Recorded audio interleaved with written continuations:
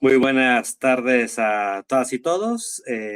Aquí estamos muy contentas y contentos de estar en este programa número 46 de la Izquierda a Debate, una iniciativa de Unidad de las Izquierdas. Y bueno, el día de hoy tenemos el enorme gusto de tener con nosotros a el doctor Enrique Dussel Peters. Él es economista de la Facultad de Economía de la UNAM. Es nivel SNI 3, es coordinador del Centro de Estudios China-México, del CECHIMEX, que ya tiene bastante tiempo de trabajo. Enrique Dussel es de las principales referencias de México y de América Latina en el estudio de China y en el estudio de la relación bilateral entre China y México. Él es coordinador de la red académica de América Latina y el Caribe sobre China, la cual es una red clave para investigar diferentes relaciones respecto a la relación entre México y entre China y América Latina. Y bueno, él es doctor de la Universidad de Notre Dame, ahí estudió economía y bueno, estamos muy contentas y contentos de tenerte aquí con nosotros. Ya este es el segundo programa donde Enrique Dussel participa con nosotros y bueno, estamos también con Morgan Jacobson, compañero también de Unidad de las Izquierdas, compañero filósofo que también ha estado interesado en estudiar la relación entre México y China. Y bueno, vamos a empezar el día de hoy este diálogo que muy amablemente tendremos con nuestro querido compañero Enrique Dussel Peters. Y estaremos pensando en diferentes aspectos que tienen que ver con la coyuntura actual, con la coyuntura de estos momentos. Y bueno, no sé si tú quieras empezar, Morgan, con el tema relacionado con introducir la discusión sobre guerra comercial y preguntarle a nuestro compañero Enrique Dussel sobre el tema. Claro que sí, pues igual un placer para mí estar el día de hoy con ustedes, con toda la audiencia, doctor Enrique. Es un gusto estar en este espacio con usted. Y bueno, pues sí, vamos a entrar en materia, vamos al grano. Quisiéramos preguntarle, doctor, sobre justamente la guerra comercial que se viene desarrollando ya desde hace tiempo entre Estados Unidos y China, todas estas tensiones que existen, estas tensiones que atraviesan todos los ámbitos en el mundo de hoy, globalizado. Y bueno, quisiéramos que nos dé un contexto, que nos dé coordenadas sobre esta situación, eh, de dónde viene y hacia dónde se dirige toda esta guerra, estas disputas por la hegemonía global, inclusive entendiendo uno de los conceptos que usted ha planteado reiteradamente, que tiene que ver con dos propuestas de globalización diferentes. Una que es encabezada por Estados Unidos, en cierta forma siguiendo con el régimen neoliberal, aunque ahora, bueno, con el trumpismo global ha adoptado ciertas características distintivas, y por el otro lado la propuesta de globalización que proviene desde China. Entonces, con eso nos gustaría comenzar, doctor. Adelante. No, muchas gracias, Morgan, un querido saludo, Josafat, y de nuevo felicidades por el programa y por los avances. Creo en las instituciones concretas, no necesariamente abstractas, y sé que eso implica esfuerzo cotidiano, día a día, ¿no? Mira, muchas gracias de nuevo por la pregunta, por el programa. Yo de entrada invito a todo el auditorio a revisar el portal del CECHIMEX y de la red ALC China. Van a encontrar cantidad de conferencias con embajadores a favor o en contra de China, colegas de todos los gustos, colores, partidos políticos, etcétera, etcétera, ¿no? Justo estamos festejando nuestros 20 años del CECHIMEX. Ahora en un par de semanas reitero mi mi reconocimiento al esfuerzo que están haciendo, creo en las instituciones, ¿no? Mira, yo te diría, estamos siendo testigos hoy de un generalizado debate en torno a un nuevo orden mundial, ¿no? Y en múltiples ámbitos, ¿no? El que está más de moda es esta confrontación comercial, ¿no? Esta guerra comercial, pero yo invitaría a plantear, a reconocer de que estamos ante una profunda confrontación sistémica entre Estados Unidos y China, con sistemas económicos diferentes y con sistemas políticos diferentes. En la ocasión anterior me permití destacar la enorme relevancia del sistema, no el sistema, el sector público en China, ¿no? Y que creo que es un tema relevante para América Latina y el Caribe en el 2026, no de copiar y pegar, eso sería iluso, ¿no? Pero tampoco el otro extremo es seguir defendiendo a dos empresas paraestatales que técnicamente están desde hace décadas quebradas, ¿no? No puede ser que la propuesta de la izquierda sería vamos a defender a capa y espada a dos empresas, ¿no? Cuando uno ve en China, 40% del Producto Interno Bruto hoy en día de la economía más grande del mundo es propiedad del sector público. Llegan delegaciones chinas y preguntan, oye, ¿quién es tu sector público? Y uno les cuenta un poco y nos dicen con mucho respeto y mucho cariño, pues por eso es que están como están, ¿no? Incapaces de diseñar un tornillo, olvídate de competir con DeepSeek o con Huawei, ¿no? Entonces, este concepto del sector público es relevante. Y lo que tú indicabas, la propuesta sistémicamente diferente entre Estados Unidos y China de la globalización y como se la imaginan las dos economías más grandes del mundo, es, yo les diría, fantásticamente contrastante, ¿no?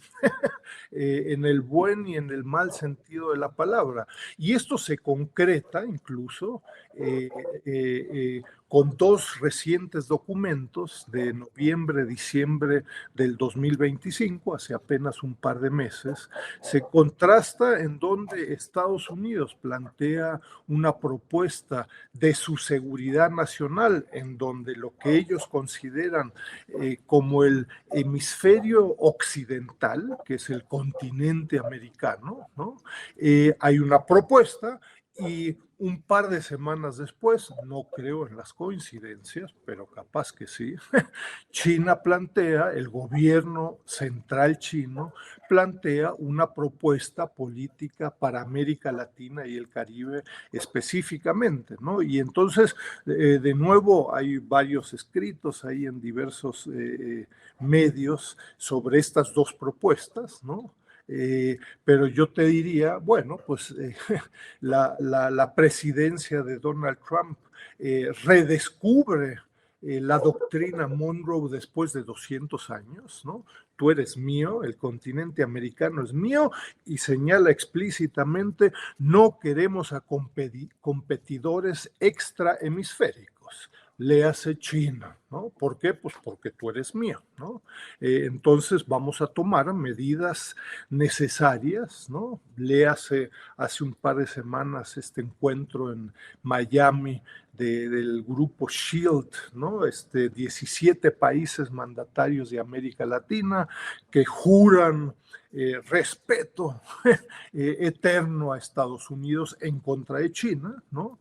Y por otro lado, la propuesta de China como la nueva economía pujante, dinámica, yo diría con seriedad, con un poco de sarcasmo también, el nuevo rico del pueblo, ¿no? Que lo que ofrece en su documento aparece, si uno pone un contador, aparece más de 150 veces la palabra de cooperación, ¿no? En el documento de Estados Unidos la palabra cooperación aparece creo que 2 o 3 veces en el ámbito militar, ¿no? En cambio, lo que plantea Estados Unidos es, mira, los países de América Latina y el Caribe que quieran cooperar con China, bienvenidos, y si no, no pasa nada, ¿no? Es una cooperación voluntaria. Yo tengo un amplísimo portafolio de opciones, ¿no? De deportes a arte, educación, etcétera. Ojo, también energía nuclear, seguridad nacional, etcétera, etcétera. ¿Qué quieres? ¿No quieres nada? Bueno, pues no te preocupes, te tengo acá una cola de 100 países que sí quieren, ¿no? Y tú priorizarás lo que te interesa, ¿no? Entonces son dos visiones, me parece que muy contrastantes de una postura estadounidense, como dicen en inglés, too late, muy tardía, ¿no? Pues ya China está metido en tu cocina, en tu dormitorio, y te enteras y quieres sacar a China, pues un poco tarde, ¿no? Mientras que China propone cooperación con el resto del mundo, con todo un grupo de conceptos que me temo que en la actualidad no se comprenden suficientemente, ¿no? Es decir, tenemos incluso autocríticamente en la izquierda latinoamericana y mexicana, tenemos toneladas sobre autores que ya murieron, otros relevantes, otros irrelevantes, y uno diría, oye, ¿y cuántas toneladas, o digamos, cuántos libritos, para empezar, existe sobre el pensamiento de Xi Jinping? ¿Qué propone Xi Jinping? ¿No? Uno no puede recitar el pensamiento de Xi Jinping con base en el Financial Times y el The Economist, pues no es suficiente, ¿no? Y entonces China y el presidente Xi Jinping, aunque sea para hacer una buena crítica, pues tiene 5 tomos, hace un par de días me regalaron el 5.º tomo, 5 tomos sobre su propuesta. Bueno, pues hay que leerla para hacerla pedazos, para aplaudir, para entender, etcétera. Una muy sofisticada grupo de propuestas, de iniciativas globales desde 2021, ¿no? Sobre la propuesta de desarrollo, una propuesta, una iniciativa global de la cultura y civilización, muy sofisticada y particularmente ante la propuesta estadounidense. China parte de que hay una enorme heterogeneidad cultural y no hay una mejor que la otra. Y dice explícitamente, ni modo que planteemos que la cultura y civilización china sea superior a otras, ¿no? Pues veamos lo que dice la contraparte, ¿no? Entonces, en fin, hay que integrarse, leer con detalle al respecto, y yo terminaría siempre en términos muy generales, y lo concretamos al grado que ustedes quisieran, pero el otro concepto de nuevas relaciones triangulares me parece fundamental en el 2026 y en el mediano plazo, ¿no? Es decir, estamos ante las dos principales economías del mundo con propuestas de globalización contrastantes, y el gran reto es para terceras regiones y países, léase América Latina y el Caribe, pero pudiera ser Asia, África o no sé, Vietnam, Alemania o México, pues ¿qué hacemos ante cientos de temas, ¿no? No es solo el comercio y voy a importar entonces telecomunicaciones de Huawei y en Estados Unidos está prohibido y en México no, pero esto puede cambiar, sino que es institutos Confucio, turismo, crecientemente, yo les diría, la búsqueda de cancelación del intercambio académico, académicos a los que nos acaban de quitar la visa por parte de Estados Unidos, pues porque nos especializamos en China, ¿no? Digo, no hay ninguna otra razón. cientos de temas. ¿Qué hacemos ante ello, no?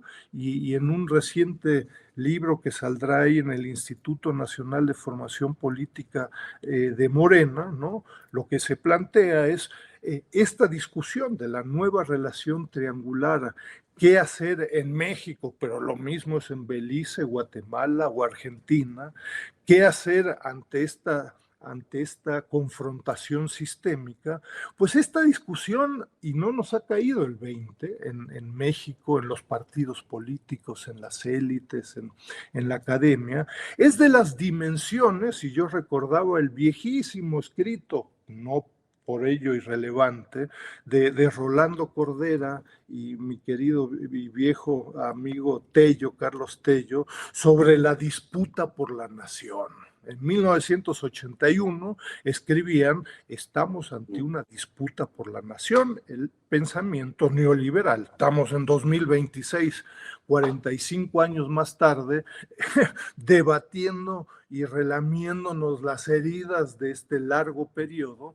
Bueno, la discusión sobre, desde México, pero cualquier otra región y país, qué hacer ante esta confrontación entre China y Estados Unidos, esto va a tener implicaciones en el largo plazo de México. Si le damos un portazo o a Estados Unidos o a China, ¿no? La propuesta de nuevas relaciones triangulares lo que propone es una agenda estratégica con Estados Unidos y con China, no es o con China, sino que y con China. Entonces, si le cerramos la puerta a China, esto va a tener implicaciones durante muchas décadas, pero desgraciadamente, de nuevo, tal vez como fue a inicios de los 80s, me temo que no nos ha caído el 20, como dicen por ahí, ¿no? Sí, sí, la verdad es que es súper interesante, muy estimulante escuchar todo lo que estás comentando respecto a esta situación que se está dando en la actualidad. Dicho sea de paso, recientemente hubo un curso que dio gente del Partido Comunista, ahí con Sechimex, que ahí se puede revisar. Hubo grandes académicos, funcionarios públicos de China que estuvieron hablando de diferentes temas. Por eso también hay que hacer la invitación a quienes nos ven, nos escuchan, que puedan consultar ese material que es interesantísimo en diferentes aspectos. Habló prácticamente de temas urbanistas, económicos, ecológicos, sobre cómo gestionar cuestiones también que tienen que ver con conflictos socioambientales en China, etcétera. La verdad es que es muy interesante en ese sentido partir de reconocer lo que se hace en México sobre el tema de China para que podamos avanzar en un debate muy, muy informado, y también revisar este libro que recientemente justo iba a comentar que el Instituto de Formación Política de Morena lo editó. Me parece que fue la coordinación académica. Ahí le enviamos un saludo al compañero David Nava, y me parece muy interesante que ahora la militancia está entrando en estos debates, ¿no? Creo que es muy importante precisamente reconocer el trabajo que se viene haciendo ya 20 años trabajando el tema de China, y en ese sentido yo quisiera también preguntar sobre esta implicación de largo plazo, porque yo creo que los siguientes meses van a ser meses muy complicados para nuestro país en este proceso de renegociación del Tratado de Libre Comercio, el famoso TEMEC, entre México, Estados Unidos, Canadá, y dentro de todo este contexto, pues la cuestión que tiene que ver con cómo Estados Unidos, con este gobierno de Donald Trump, pues ha estado muy agresivo. Precisamente decías tú el contexto de generar un proceso de expulsión de todos los competidores extrahemisféricos, ¿no?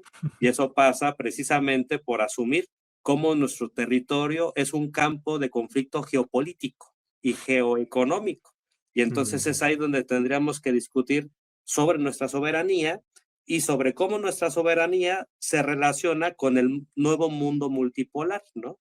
Entonces, en este escenario a mí me gustaría profundizar un poquito más acerca de cómo has visto recientemente las relaciones entre México y China, particularmente en el tema que tiene que ver con los aranceles que hubo recientemente a productos chinos en diferentes cadenas de valor.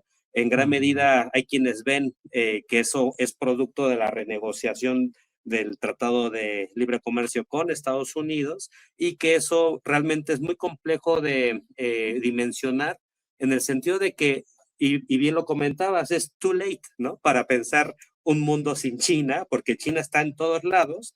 Prácticamente todos los productos que ahora usamos en la vida cotidiana tienen algo de China, desde los celulares, las computadoras, los semiconductores. Entonces, en ese sentido, me gustaría ver cómo has visto a México en este proceso, cómo has visto este proceso de renegociación con Estados Unidos que busca precisamente hacer que México someta su política comercial a Estados Unidos y ahí en esa situación, ¿qué riesgos tenemos para nuestras cadenas de suministros y nuestros procesos industriales propios? Mira, sumamente valioso muchos de estos temas a debate, ¿no? Digo, usualmente llama la atención, yo te diría, en los medios políticos, buena parte de los medios académicos, incluso pareciera ser que la discusión es entre funcionarios actuales que están renegociando el TEMEC y los viejos añoradores del pasado que añoran todavía tratados de libre comercio. Pareciera que esa es la discusión. Y uno dice, oye, pues, la verdad es que las alternativas son muy pobres, ¿no? Particularmente si el propio Donald Trump, Robert Lighthizer, que me parece que es un pensador importante en este grupo de Trump desde 2025, si señalan explícitamente no vamos a firmar TLCs porque los tratados de libre comercio no nos convienen y Estados Unidos de pronto uno dice sorpresas da la vida, Estados Unidos es la víctima de los TLCs, ¿no? Uno dice, oye, qué chiste, qué visión tan chistosa por decir algo de la historia, o sea, se la han pasado desde 1944 exigiendo, presionando con GATT y la Organización del Mundial del Comercio, la liberalización de los mercados a ultranza, apoyadas por las empresas transnacionales estadounidenses, y de pronto Estados Unidos es la víctima de los TLCs. Pero bueno, fuera de eso, Lighthizer, Trump y muchos otros dicen no vamos a regresar a TLCs, somos los perdedores y vamos a firmar acuerdos a nuestra conveniencia, ¿no? Acuerdos recíprocos, es decir, si me benefician, lo firmo. Y para el que no entienda, y si no, no. Y tenemos de nuevo una tecnocracia en América Latina y en México. No, queremos firmar un TLC porque nos conviene a todos. Bueno, pues me voy a decir la contraparte en Washington, amigos, ¿qué parte no entienden? Si te estoy diciendo no. Y ahí llego de nuevo y, oye, ¿y qué tal un TLC? ¿Y por qué no regresamos a lo que era el TME con 0% arancel? NO, no vamos a regresar a eso, porque eso para la nueva élite trumpista, pues fue un fracaso, le costó y Estados Unidos es el gran perdedor, a debate, ¿no? Entonces, eso por un lado yo les diría, y un elemento que me parece que es muy importante, además de estos conceptos que me permití proponerles, o dos elementos importantes, ¿no? Uno, y que no hemos, muchas veces en México, en América Latina, estamos como ensimismados y entonces en vez de conocer a China, bueno, pues China, ¿qué es? No, pues creen la competencia entre las empresas. Bueno, son neoliberales y ya, pues ¿para qué voy a estudiar a China si ya sé que el neoliberalismo es igual a Salinas de Gortari? Entonces se acabó. Eso no es suficiente. Un elemento relevante, China se está convirtiendo en la actualidad rápidamente en el líder tecnológico global y particularmente en las importaciones de América Latina y el Caribe y muy concretamente de México. Hay estudios ASPI, Australian Strategic Policy Institute, lo van a encontrar en este documento del Instituto Nacional, que señala, bueno, pues en el último quinquenio, ¿no? 2020-2024, las empresas chinas ya son líderes en 57 de 64 cadenas globales de valor, las más sofisticadas tecnológicamente hablando. Hace 20 años, a principios del siglo XXI, 61 de 64 cadenas globales de valor estaban lideradas por empresas estadounidenses. Entonces, en 20, 25 años, lo cual no es nada para las dimensiones de este cambio, China ya está liderando o está compitiendo durísimamente con el occidente, las empresas estadounidenses, europeas, japonesas, etc. Y eso se verifica, sorprende de nuevo ahí que hay tantos analistas del comercio exterior de México y de América Latina, etcétera, pero poca atención. China es el segundo socio comercial de México desde 2003, hace más de 20 años, ¿no? Y lo que es al menos tan importante durante estos, en fin, más de 20 años, 25 años, es la composición del comercio. En 2024, últimos datos al respecto, en 2024, 30% de las importaciones mexicanas, y no es muy lejana a las brasileñas y de América Latina y del Caribe, 30% fueron bienes de capital, ¿no? Es decir, bienes, maquinaria, equipo, crecientemente sofisticado. Es interesante la comparación con Estados Unidos. En 2024, apenas el 12.5% de las importaciones mexicanas de Estados Unidos fueron bienes de capital, ¿no? Entonces, China se está convirtiendo en el líder tecnológico global y las importaciones mexicanas y crecientemente de América Latina y el Caribe y del mundo. Esto es un cambio cualitativo de la mayor envergadura y que tiene enormes implicaciones para la renegociación del TEMEC, porque de nuevo, si nos quedamos con la idea de que estamos importando calcetines y ropa interior de China, pues uno dice, bueno, pues esa la sustituyo de cualquier país, ¿no? Si China es el líder tecnológico crecientemente, ¿no? En telecomunicaciones, en autopartes, en automotriz, electrónica, etcétera, ¿no? Y si el lema político es voy a sustituir importaciones de autos eléctricos. Bueno, pues, ¿de quién? ¿No? El Vaticano, no, se dedica a otras cosas, ¿no? Estados Unidos, pues está Tesla, pero ¿qué crees? Cuesta el doble y es de peor calidad tecnológica. Entonces, en términos reales, eso significa, bueno, si no quieres importar autos eléctricos de China, pues no vas a tener autos eléctricos, punto, ¿no? Con eso se pospone una transición energética en el transporte, etcétera, etcétera. Y eso no solo es en autos eléctricos, sino que en docenas de cadenas globales de valor, ¿no? Entonces, un aspecto relevante para la discusión del TEMEC pareciera ser que los dos países, porque de nuevo, renegociación del TEMEC, pero la tercera silla, Canadá, está vacía y no veo que nadie la llene. Entonces, pues ahí está el innombrable, ¿no? ¿Cuándo se va a sentar? ¿Quién sabe? ¿No? Entonces, tan de acuerdo Estados Unidos y México aparentemente que vamos a sustituir a China, pero si es el líder tecnológico, se complica dramáticamente, ¿no? Y entonces eso lo que implica es que un proceso de sustitución pues va a ser un proceso largo y caro, porque a ver, ¿quién produce baterías eléctricas en América del Norte? Pues nadie. Entonces, ¿y cuánto tiempo llevó eso en China? Pues, 2, 3 décadas. Bueno, pues entonces pensemos en periodos de varias décadas y miles de millones de dólares. A ver, la Secretaría de Hacienda está en condiciones e interesada, no creo. Trump te dirá imposible. Entonces, se complica, por decirlo bonito, ¿no?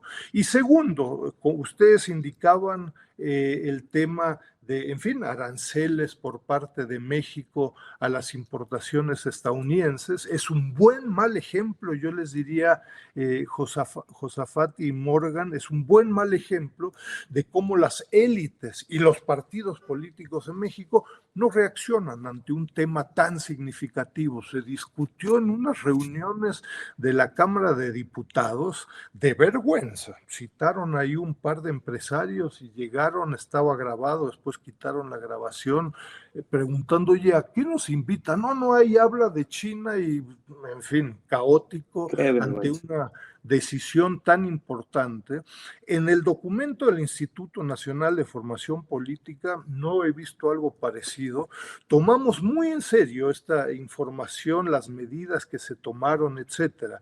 Imagínense el siguiente escenario, ¿no? Entonces, México impone desde el 1 de enero del 2026 aranceles de hasta 50% a 1,364 productos. El promedio simple del arancel a estos 1,304 productos, el promedio simple, si uno simplemente suma y entre 1,300, da 28.5%, digamos 30%, lo cual es altísimo, ¿no? Es decir, está aumentando el precio en forma dramática. Ojo, si uno hace el esfuerzo, es un poco más latoso, de hacer un promedio ponderado, es decir, por las importaciones efectivas, el aumento del arancel apenas es del 2%. Entonces uno dice, oye, pues a ver, no entiendo muy bien. Uno quiere quedar bien con Greer y con Trump y con la contraparte, ¿no? Y se ha reconocido Estados Unidos, México, muchas gracias por adelantarte a nuestras sugerencias, etcétera, pero en realidad el impacto arancelario es poco significativo. ¿Qué significa eso? Pues le estás imponiendo aranceles a carne de caballo, ¿no? Pues dirá China, pues yo ni tengo carne de caballo, y es más, si la tuviera, pues no se la exportaría a nadie, en México ni lo comen, ni lo usan, ni lo... Ponle 100,000% de arancel, no me importa, ¿no? Entonces, pareciera ser que es una medida no muy significativa, sobre todo para quedar bien con Estados Unidos, ya nos agradeció, y para no quedar demasiado mal con la contraparte china, diciéndole, oye, mira, esto no te va a afectar en forma sustantiva, con la excepción de autos eléctricos hechos en China, cuyos fabricantes chinos no tienen plantas en México. Esas, en un principio, legalmente, sabemos que las aduanas son porosas, etcétera, pero legalmente tendrían que estar pagando un 50% de arancel. Eso sí va a ser sustantivo. Pero en el resto de los casos, incluso el sector automotriz estadounidense, que masivamente importa también autos eléctricos chinos, ¿no? General Motors, Ford, Stellantis, como producen en México, logran técnicamente saldar y subsanar estos aranceles, ¿no? Entonces, en fin, el liderazgo tecnológico de China a nivel mundial y en México específicamente es un tema nuevo en el TEMEC, porque si no quieres partes y componentes chinas, pues ¿de dónde las vas a traer? ¿No? Estados Unidos no las produce, Japón tampoco, etcétera. Uno. Y dos, medidas arancelarias que ha tomado México ante la presión de Estados Unidos, pero que en términos reales, promedio ponderado, según lo que importamos, son poco significativas, ¿no?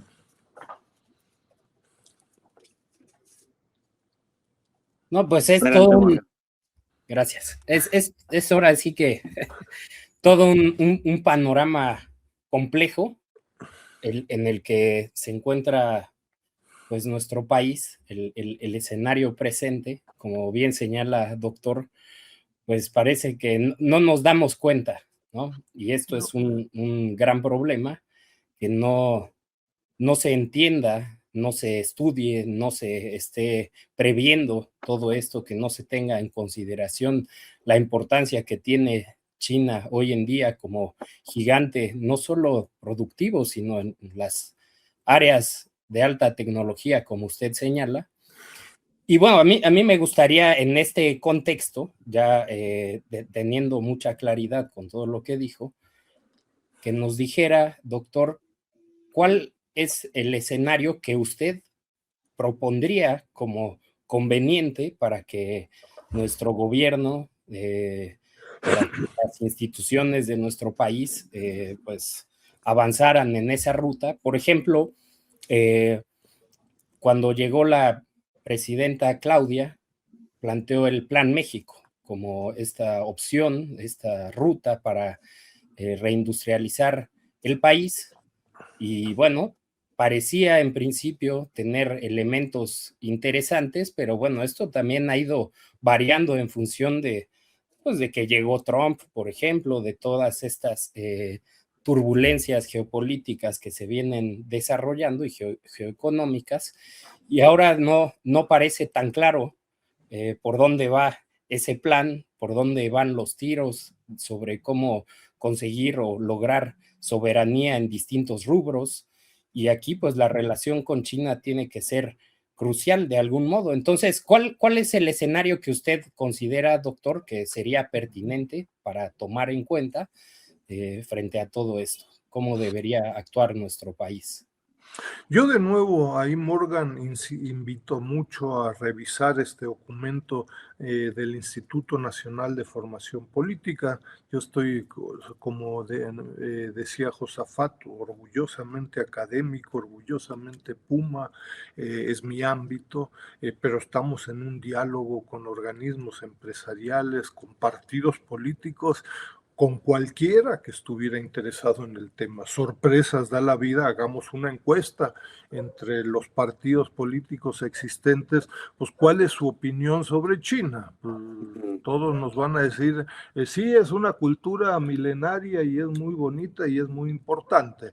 Mañana te hablo con mayor detalle y se acabó el diálogo. Entonces, pues eso no es suficiente con respecto a la economía número 1 medido en poder de compra según el Fondo Monetario Internacional. Desde 2016, pues no puedes cerrar los ojos y decir, ni los oigo ni los veo, ¿no? Como decían por ahí, pues no. Las élites académicas, políticas, culturales y particularmente las económicas, pues como tú decías, Morgan, pues no se han dado cuenta, ¿no? Y entonces estamos tomando medidas, me temo que en manos de tecnócratas de tercer y cuarto nivel, que van a tener impactos en el corto, mediano y muy largo plazo, sin darnos cuenta, ¿no? Y entonces de pronto, claro, a ver, no sería sorprendente que por ahí la contraparte china dé un manotazo y diga, ah, sí, México, pues entonces, pues 50%, pues te pongo 50% a tu mezcal, a tu tequila, a tus autopartes, etcétera, ¿no? Y de pronto funcionarios digan, ¿cómo? ¿No? Y nos hagamos las víctimas, etcétera, ¿no? Entonces, el Plan México, a mí, digo, filosóficamente hablando, en términos muy amplios, me parece fantástico. Hemos trabajado hace más de 30 años con múltiples organismos empresariales, académicos, docenas de cadenas globales de valor sobre el concepto de sustitución de importaciones por productos específicos a 10 dígitos del sistema armonizado, etcétera, etcétera.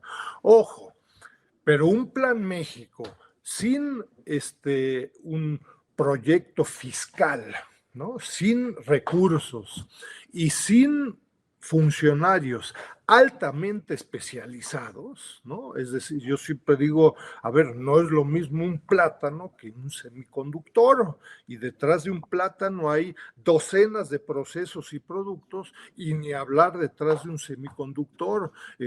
Para eso no te sirve un macroeconomista.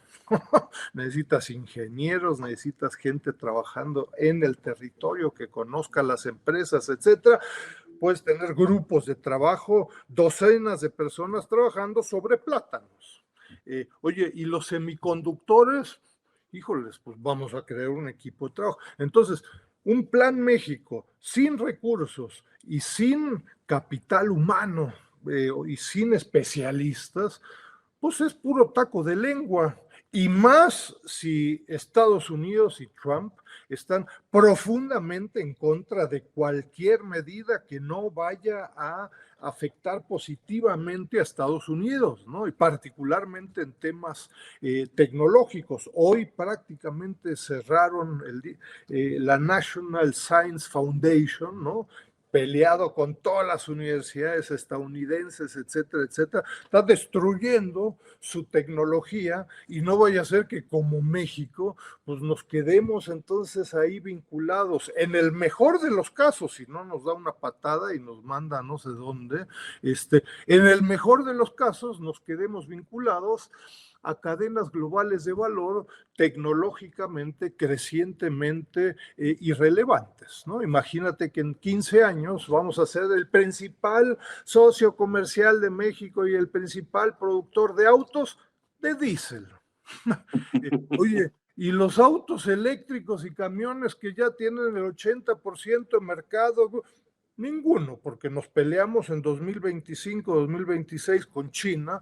China dijo que no, así es que eres el principal de un mercado que está en vías de extinción, ¿no? Esa es la implicación, yo te diría, o que habría que discutir en el corto, mediano y largo plazo, ¿no? Ante un país, Estados Unidos, que pareciera que está perdiendo el liderazgo tecnológico en forma acelerada, y si solo nos pegamos a ese país y a sus empresas, eso va a tener implicaciones de desarrollo en México muy sustantivas. No se está discutiendo esto, ¿no? Pareciera que lo único que podemos hacer es o nos podemos de rodillas ante el imperio o el caos. No estoy seguro al respecto, ¿no? Sí, no, totalmente de acuerdo, y creo que uno de los elementos que precisamente nos hace falta en estas discusiones es la perspectiva, en el sentido de mirar hacia el futuro, ¿no? En el sentido de ver las tendencias, y eso lo hacen muchísimo en China. Es decir, allá se hacen estos ejercicios de prever escenarios posibles y prepararse desde el presente, pensando en lo que van a ocurrir, ¿no? Tendencias objetivas que pueden pasar en 10 años, 20 años, 30 años, y eso hizo que China, por ejemplo, le apostara al tema de tierras raras, ¿no? En su momento, o le apostara al tema de semiconductores, o le apostara en su momento también a las baterías de energéticos, de energía de litio, etcétera. Y ese tipo de cosas son las que permitieron tomar decisiones estratégicas que en México no estamos tomando, y que ahora en Estados Unidos peor, que están desmantelando su sector de innovación tecnológica, lo cual es increíble, ¿no? En ese sentido, cómo el propio Estados Unidos va en contra de la racionalidad capitalista, es decir, toman decisiones que van en contra de la rentabilidad del capital, y al mismo tiempo están desmantelando su propio sector, digámoslo así, de innovación tecnológica, y ahí le están dando charola de plata a China para que siga consolidando su liderazgo tecnológico. Y bueno, yo quería preguntarte algo, Enrique, sobre el tema de la relación México-China, porque se habla mucho de la relación bilateral China y México, pero realmente lo que México exporta a China es insignificante, ¿no? Es cerca del 1.5% de todas las exportaciones totales del país van a parar a China, mientras que el 83%, 85% aprox de nuestras exportaciones totales van a parar a los Estados Unidos, ¿no? Entonces ahí tenemos todo un mercado que no estamos aprovechando, todo un gran desconocimiento de parte de nuestro sector empresarial, que no se sabe cómo vincularse con China, hay una gran cuestión de que no se sabe qué vender, no se sabe cómo generar oportunidades para aprovechar en ese sentido el mercado que está pasando, que se está consolidando en el sudeste asiático. Y en ese sentido me gustaría preguntarte como ¿qué vías crees que pueden impulsarse para incrementar estas exportaciones? Creo que esto va de la mano también de quién es nuestro sector exportador, porque también la mayor parte de las empresas exportadoras que están en México no son mexicanas, son extranjeras, ¿no? Que también esa es la otra cuestión. Es decir, el TEMEC en gran medida es una renegociación entre capital transnacional con Estados Unidos, ¿no? Que operan en México. Las empresas automotrices, las empresas que tienen que ver con el sector semiconductores, cuestiones que tienen que ver también con autopartes, son empresas extranjeras, no son empresas mexicanas. Entonces también ahí tenemos ese problema de que nuestro sector exportador no está mexicanizado. Entonces ahí, ¿cómo ves estos temas? Mira, muchos temas. Yo invito, hay varias publicaciones recientes, incluso mías también, sobre el 15º plan quinquenal que acaba de salir por parte de China hace un par de semanas para el periodo 2026-2030, con proyecciones al 2035 y al 2050, ¿no? Estamos hablando de que el liderazgo del Partido Comunista de China, no hay ningún economista, no hay ningún abogado. Soy economista, no tengo nada en contra de los abogados, son todos ingenieros. Usualmente se adelantan un par de años a sus objetivos a retrasarse. Pasará como en cualquier lugar que se retrasen. Pero yo te diría, por ahí en algunos casos donde uno, pues donde la experiencia china de los últimos 20, 30 años es inexplicable, pues nos encanta el milagro chino, ¿no? Algunos recordarán, algunos viejitos, porque pues, estamos hablando de los 50s y 60s del siglo pasado, pues también hubo un milagro mexicano, ¿no? De que todos nos olvidamos. ¿Y dónde quedó ese milagro? Pues no sé, pero a ver, los ingenieros del Partido Comunista de China te van a decir, qué milagro, milagro para los ignorantes. Llevamos 30 años trabajando sobre baterías eléctricas, empezamos con baterías de celulares, hoy en día son baterías de 250 kilos. Acá no hay milagros, acá lo que hicimos fue ciencia y tecnología, inversiones durante décadas, cientos de miles de millones de dólares, y ustedes creen que nos cayó acá una batería como maná del cielo. Por suerte, no, porque si no nos hace maná, ¿no?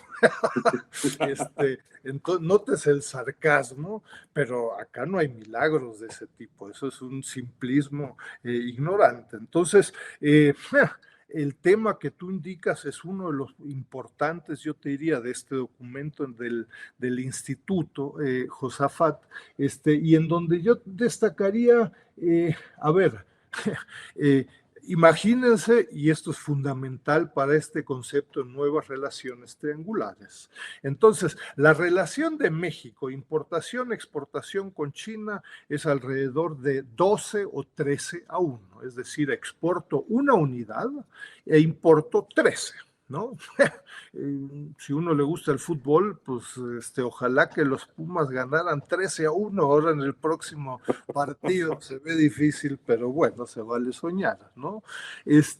Pero entonces, es decir, ¿qué es lo que ha pasado en los últimos 40 años? México es un especialista en importar masivamente para que el auto final diga hecho en México. ¿Pero qué crees? Pues las llantas, los arneses, los monoblocks y los parabrisas vienen de Taiwán, vienen de Brasil, de Argentina, de Estados Unidos. Pero la principal sustitución en los últimos 40 años es que Estados Unidos hace 20 o 30 años era el principal importador de partes y componentes para exportar de nuevo a Estados Unidos. ¿Y qué crees? Pues estas importaciones masivas se sustituyeron por importaciones chinas. ¿Y quiénes son, como decías, Josafat, quiénes son los grandes importadores de productos chinos? La Secretaría de Economía dice entre el 60 y 70% de las importaciones chinas las realizan empresas transnacionales establecidas en México. Es decir, son la General Motors, la Ford, la Stellantis, ojo, pero también Mercedes-Benz, Volkswagen, Nissan y muchas otras, las que importan los partes y componentes y han sustituido importaciones que históricamente venían de Estados Unidos y ahora vienen de China.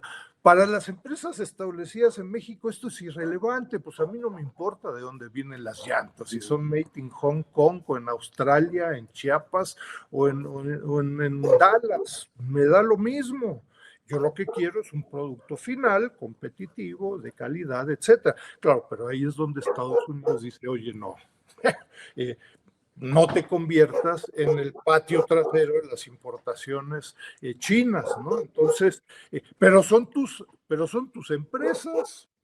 En fin, el argumento político en Washington no llega a tanto y con eso la renegociación del TEMEC puede convertirse en un callejón sin salida. Es decir, sí está bien, subimos las reglas de origen, ¿no? ¿A qué se refieren las reglas de origen? El auto tiene que tener un contenido regional de valor agregado, históricamente por ahí era del 60%, desde 2020 con el TEMEC fue el 75%, pues puede ser que se defina en el 2026 o el próximo año, ¿no? Y se diga, no, el valor agregado regional, la regla de origen, tiene que ser del 100%. Está bien, órale, ¿todos de acuerdo? Todos de acuerdo. El primero que va a decir, oye, amigo, a ver, ayúdame, va a ser General Motors. Va a decir, oye, ¿cómo? Pues, acá nadie produce esto y esto. Y si no, voy a tener que pagar un 50% de arancel, pues no puedo. Ayúdame, hazme un plan en los próximos 20 años y seguramente dirá Trump, no, que 20 años, te doy 20 minutos, a ver cómo le haces, ¿no? Entonces, el tema de innovación tecnológica y China crecientemente como un líder en la innovación tecnológica es un tema crucial para la renegociación del TEMEC hoy en el mediano y largo plazo. A ver, ¿quieres autos eléctricos? Órale, el motor y núcleo son baterías. ¿Quién las produce? China. Si me vas a cobrar 50%, bueno, pues vas a seguir consumiendo energías fósiles, suerte, ¿no? Entonces, es un tema importante para la renegociación del TEMEC y sin lugar a dudas también para el desarrollo en el corto, mediano y largo plazo de México, porque te vas a pegar a ese tipo de energías fósiles en las siguientes décadas y vas a cerrar la puerta ante Asia y particularmente China, eso te va a dejar fuera en el corto plazo, ¿no? Tiene implicaciones de enorme relevancia y eso no se está discutiendo en esta encrucijada histórica, ¿no? Pareciera que es un vaivén, bueno, no importa, pues lo discutimos este sexenio, en 2 o 3 sexenios, pues decidimos otra cosa. Así no funcionan las cadenas globales de valor, ¿no? Doctor, pues ya nos queda poco tiempo. Fue fantástico esto último que nos comenta, porque al final todo lo que usted está planteando es más que dar respuestas que nadie las tiene, es entender la complejidad de la situación, que es fundamental para poder actuar en ella. Pero bueno, creo que vale la pena hacer una pregunta más, además de los comentarios finales que usted quiera hacer.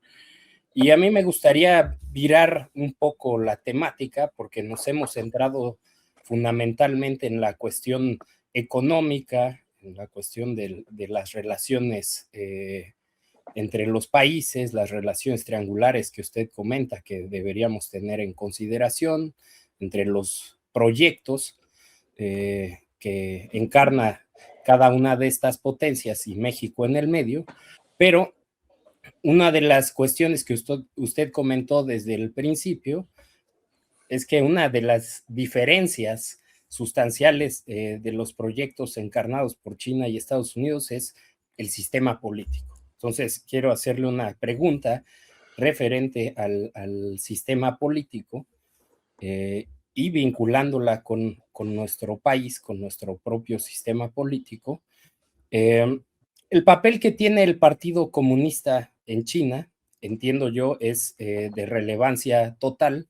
De hecho, estos tomos o estos volúmenes de los que usted habla de Xi Jinping son aquellos que se refieren a la gobernanza y administración de China.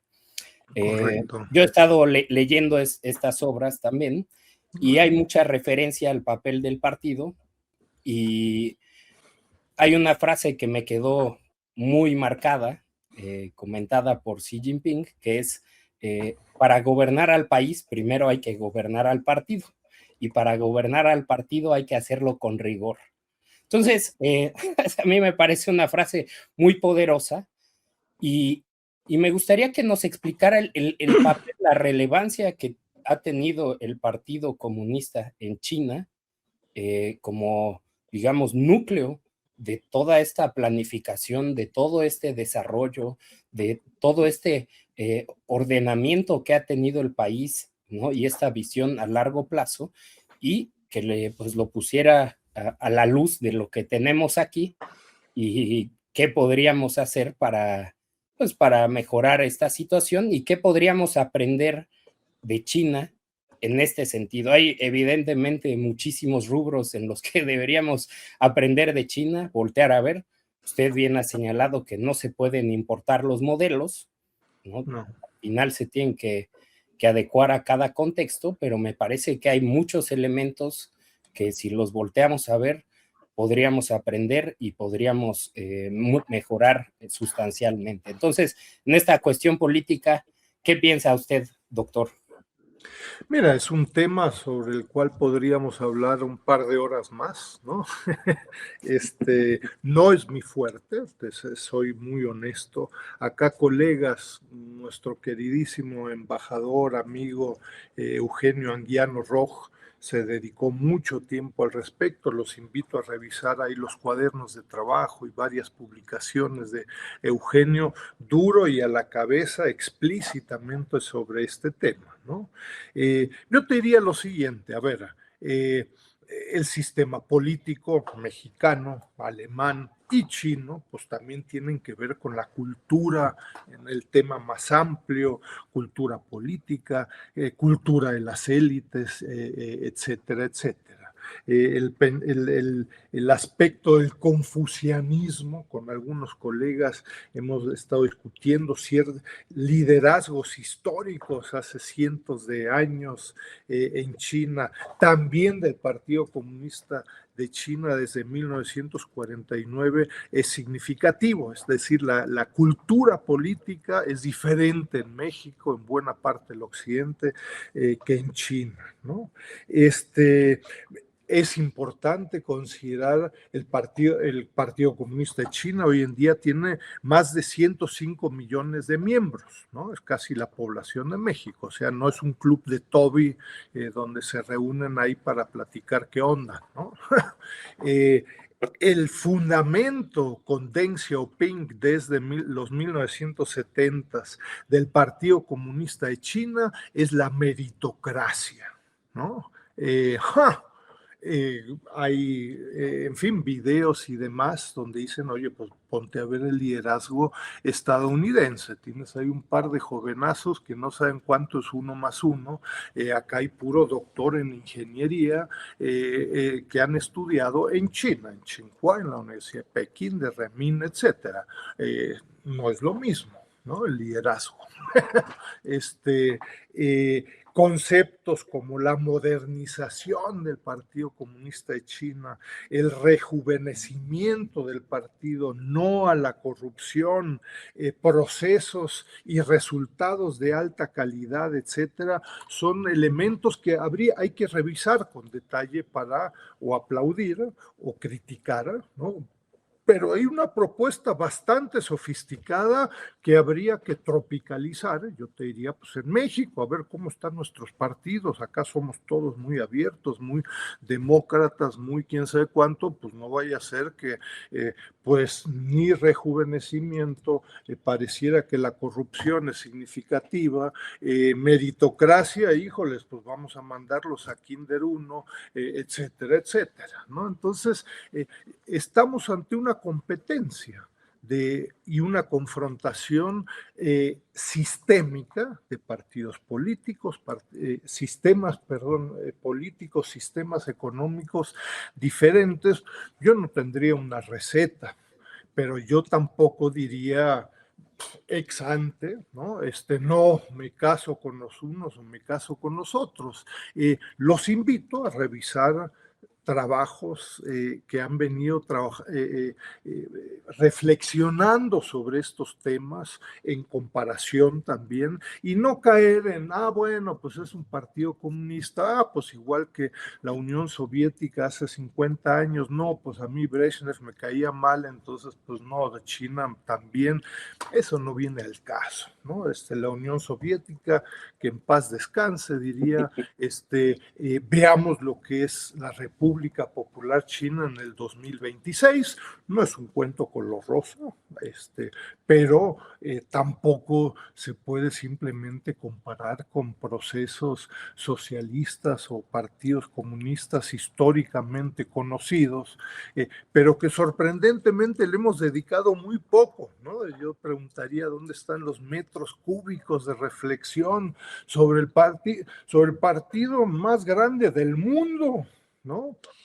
Híjoles, pues uno se encuentra con 5 paginitas allá, 15 por allá, no son metros, ni son miles de páginas, ¿no? Entonces, en fin, desde la izquierda, yo creo que hay que dedicarle en forma crítica mucho mayor detalle a lo que está funcionando, a lo que no está funcionando, qué de eso se puede tropicalizar, qué definitivamente no, etcétera, etcétera. Es una tarea que no hemos siquiera empezado, porque como ni siquiera conocemos muy bien lo que se propone en China, pues qué vamos a discutir, ¿no? Entonces, en fin, yo creo que es una tarea muy sustantiva, sin buenos ni malos, sino que empezar a conocer filosóficamente, históricamente, económicamente.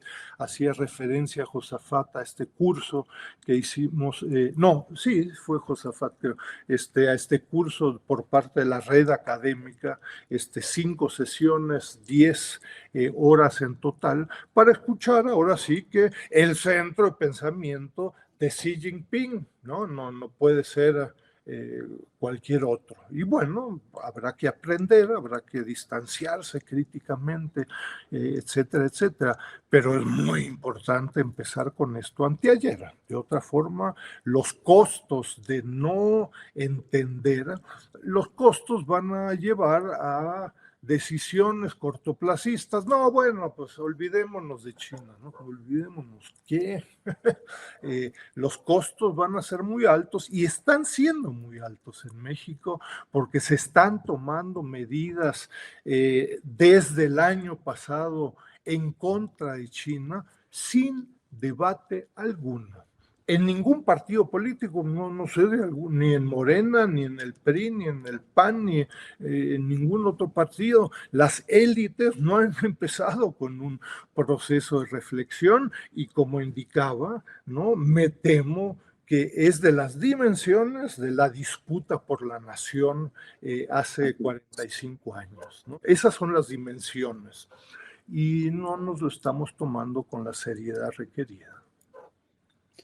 Sí, no, totalmente de acuerdo. Me parece que hay temas que hay que seguir trabajando y dimensionando porque estamos pasando una encrucijada histórica muy fuerte, muy grave, y me parece que lo peor es tomar decisiones con base en prejuicios y también decisiones sin dimensionar las implicaciones de largo plazo y creo que eso en gran medida muestra la ausencia de un proyecto de país, ¿no? Entonces yo creo que sí necesitamos hacer mucho trabajo. De nueva cuenta, pues yo sugiero a los militantes que vean este curso. La verdad es que fue muy interesante porque además hubo grandes funcionarios de China que estuvieron hablando acerca de diferentes aspectos, e incluso habían algunos que hablaban directamente en chino y estaba la traducción directamente en español, lo cual pues era muy interesante en el sentido de que también ellos expresaban precisamente esta visión de Xi Jinping, y entender qué significa el pensamiento de Xi Jinping no es cualquier cosa, ¿no? Entonces yo creo que es una tarea político-ideológica muy importante la que tendremos que hacer. En Morena también es un trabajo muy importante el del acercamiento al Partido Comunista Chino y aprender formación de cuadros, formación, digámoslo así, de liderazgos, y bueno, hay muchos temas que seguir reflexionando. Pues bueno, yo me quedo con muchas preguntas. La verdad es que siempre es muy fructífero ir a un espacio y salir con más preguntas que con respuestas. Muy interesante, la verdad, como siempre, escucharte, querido Enrique. Muy, muy interesante siempre este análisis que haces. Es un análisis, además, que nos invita a la reflexión crítica, una reflexión también que implica dimensionar lo que está pasando en materia económica, en materia histórica, y en ese sentido, pues, pues quisiéramos luego en algún otro momento volverte a tener en este espacio. Yo agradezco muchísimo por tu tiempo y no sé si quieras cerrar con algo, Morgan, y luego Enrique. Pues igual, comparto plenamente lo dicho, me parece sumamente enriquecedor. Estos son los temas que deberían estar en la mesa de debate, sin duda alguna. Hay que empujarlo, ese es el exhorto que hacemos a todos los que nos escuchan, que por favor, pues, se empiece a discutir, hay que leer, hay que investigar, hay que conocer todo esto, es crucial para nuestro futuro. Y pues bueno, aquí el doctor con su larga trayectoria en este campo, con su conocimiento, pues ya nos ha dado muchas pistas.